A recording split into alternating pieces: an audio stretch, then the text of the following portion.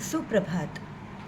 आज हम पढ़ने वाले हैं सच्चिदानंद हीरानंद वात्स्यायन अज्ञे का जीवन परिचय तथा उनके द्वारा लिखी गई कहानी शरणार्थी। तो आइए सर्वप्रथम हम उनका जीवन परिचय देखते हैं।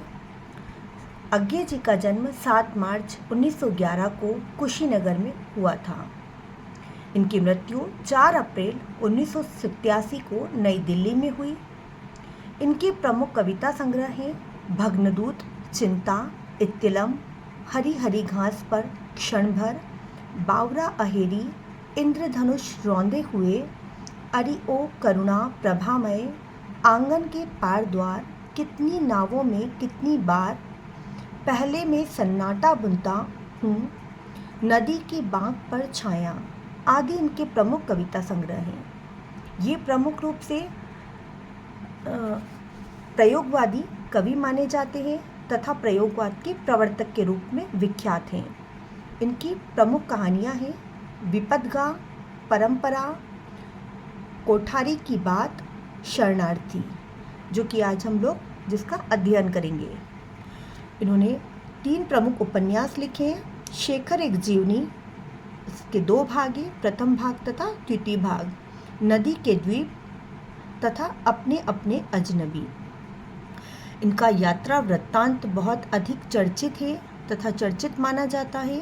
इन्होंने कई अच्छे अच्छे देशों की यात्राएं की है। इनको भ्रमण का काफ़ी शौक रहा है। इनका यात्रा वृत्तांत है अरे यायावर याद रहेगा, एक बूंद सहसा उछली। ये दोनों ही यात्रा वृत्तांत कई बार यूजीसी, नेट तथा असिस्टेंट प्रोफेसर, सेट आदि अनेक परीक्षाओं में पूछे गए हैं। इनके प्रमुख निबंध संग्रह है त्रिशंकु, आत्मेन पद, लिखी कागत कोरे। इनका एक प्रमुख नाटक है उत्तर प्रियदर्शी।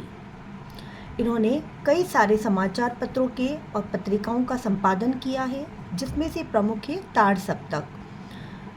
ताड़ सप्तक भाग 1 तथा 2 और ताड़ सप्तक भाग 4। इस प्रकार से इन्होंने चारों ही ताड़ सप्तकों का प्रकाशन स्वयं ने किया। इन्हें जो पुरस्कार मिला है वो साहित्य अकादमी पुरस्कार मिला है आंगन के पार द्वार कविता के लिए, और कितनी नावों में कितनी बार उपन्यास के लिए इन्हें भारतीय ज्ञानपीठ पुरस्कार मिला। इन्होंने कई सारे जो समाचार पत्र उनका संपादन किया है, उसमें से प्रमुख है विशाल भारत, सैनिक, दिनमान, साप्ताहिक, नव भारत टाइम्स, संस्था की और वत्सल निधि। ये इनकी प्रमुख संपादन समाचार पत्र रहे हैं। तो हम देख सकते हैं इनका कृतित्व बहुत ही विस्तृत रहा है और ये प्रयोगवाद के प्रवर्तक माने जाते हैं। आज हम जिस कहानी का अध्ययन करेंगे शरणार्थी, वह कहानी भारत और पाकिस्तान के विभाजन की घटना को आधार मानकर लिखी गई है। इस कहानी के प्रमुख पात्र हैं रफ़ीकुद्दीन, देविंदर लाल, जो कि दोनों गहरे पक्के मित्र हैं, अताउल्ला खां, जो कि रफ़ीकुद्दीन का मित्र हैं, जिसकी बेटी का नाम है जैबुनिसा और बेटे का नाम है आदिब। ये सभी नाम आप बहुत अच्छे से नोट डाउन कर लेना, ताकि इन पर जितने भी प्रश्न बने आप उनके उत्तर आसानी से दे सकें।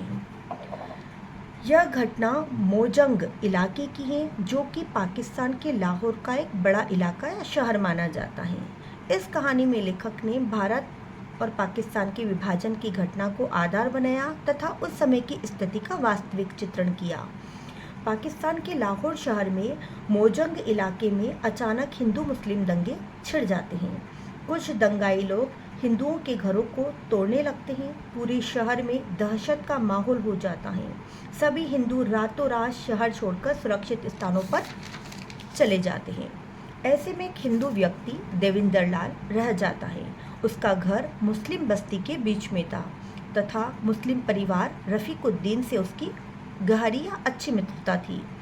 वह अपने मित्र से शहर छोड़ने की बात करता है, क्योंकि उसकी पत्नी पहले ही उसके मायके जालंधर पंजाब गई हुई थी।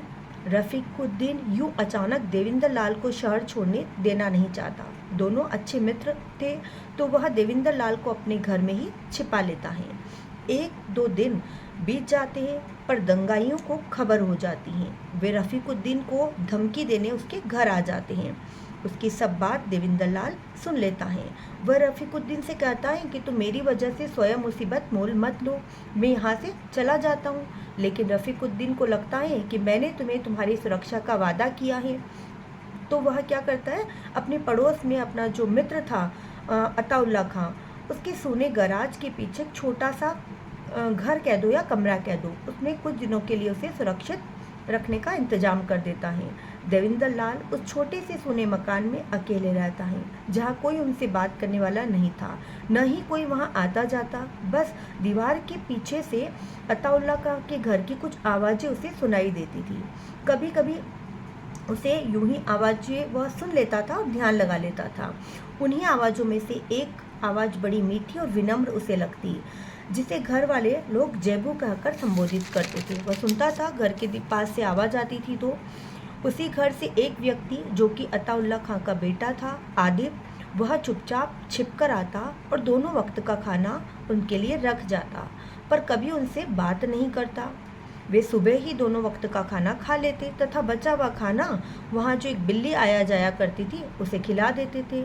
हिंदू मुस्लिम के दंगे शहर में इतने बढ़ गए थे कि पूरा शहर जैसे जल रहा था, चारों ओर लाशों के ढेर हो रहे थे।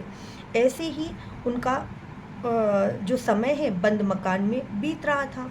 एक दिन खाने के डिब्बे में 2-3 रोटियों के बीच में एक चिट्ठी निकलती है।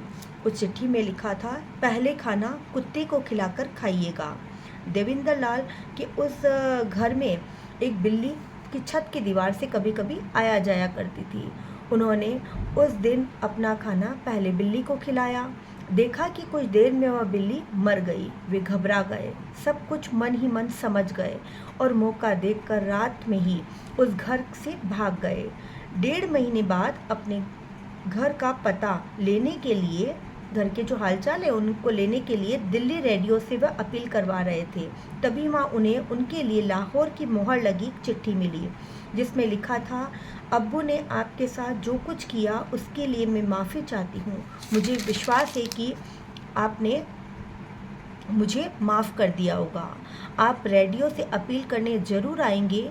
और यहीं पर कहानी का अंत हो जाता है। इस कहानी में कहानीकार अज्ञे जी ने एक ही छत के नीचे इंसानियत और हैवानियत दोनों के दृश्यों को दिखाया तथा इस कहानी का जो मूल उद्देश्य है वह उद्देश्य क्या है, मानवतावादी आचरण की प्रेरणा देना। उन्होंने बताया है कि चाहे संसार में जातिवाद या जाति पर, धर्म पर आधारित कई सारी चीज़ें घटित हो रही हों, लेकिन हमें कभी भी अपनी मानवता को नहीं भूलना चाहिए। तो उम्मीद है कि आपको कहानी पसंद आई होगी। कहानी यदि पसंद आती है तो इसे लाइक, शेयर और सब्सक्राइब ज़रूर करना। यदि आप कहानी के इन पृष्ठों का जो है स्क्रीनशॉट लेना चाहते हैं तो एक बार कहानी को आप स्क्रीनशॉट लेकर समझ सकते हैं। यह कहानी बहुत ही संवेदनात्मक कहानी है। भारत और पाकिस्तान के विभाजन पर आधारित है और सच्ची घटनाओं को इसमें उजागर किया है। तो आपको कहानी ज़रूर पसंद आई होगी। धन्यवाद।